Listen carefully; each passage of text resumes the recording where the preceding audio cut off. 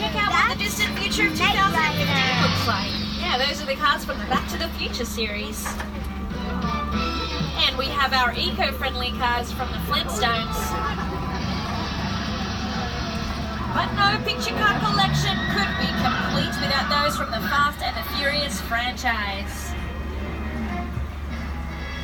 Now at the end of the lineup there, we saw the Gyrosphere from Jurassic World, the #1 Universal movie that has ever opened in theatres. So I'm going to take a wild guess and think maybe one or two of you might have seen it. Well, when you saw it, it looks different than it did there, because you probably remember it having glass.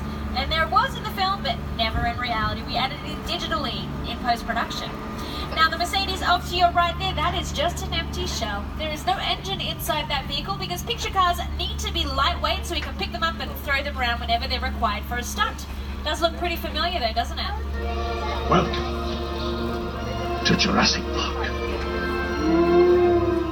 On either side of the tram here, folks, we have props and set pieces from Steven Spielberg's Jurassic Park series. The Mobile Lab off to our left from The Lost World, that is just made of wood, that picture car. You'll be able to see it chipping at the end if you don't believe me. Now, we like to have dinosaurs on hand here just in case we need them, but the cages look, oh, they look empty.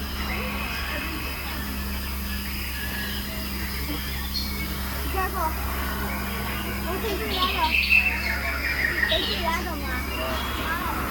I think that was on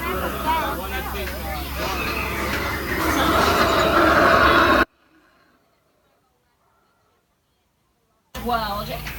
It was a pretty important one, and it leads to a really good point. If anyone remembers that the Mobile Lab was hanging off the cliff in some deep rainforest somewhere, really it was just in our front lot off the parking structure, but don't worry, we can talk about that later. It was raining, and weather plays a really important role in setting the tone for a scene. We tend to have the same boring sunshine here in Los Angeles, but every now and then you got to call upon some of Mother Nature's tricks to, spice things up. But don't worry, I have got an expert to walk you through it. I've got Al Roker from the Today Show.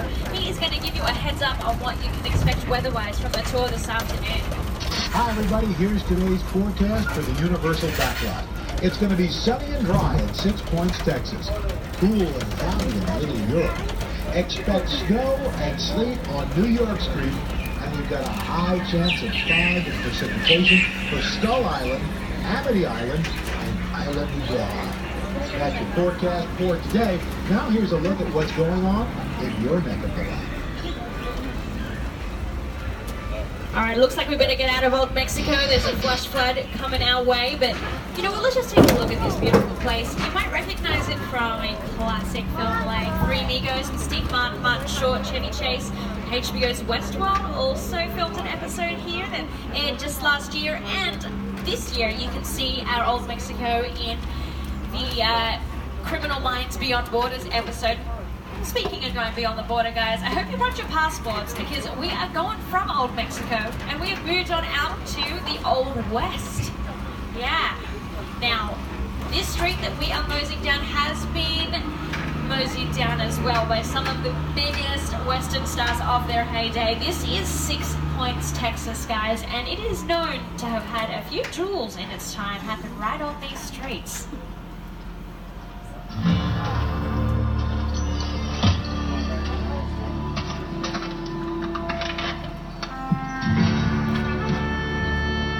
This town ain't big enough for the both of us, Jimmy Fallon.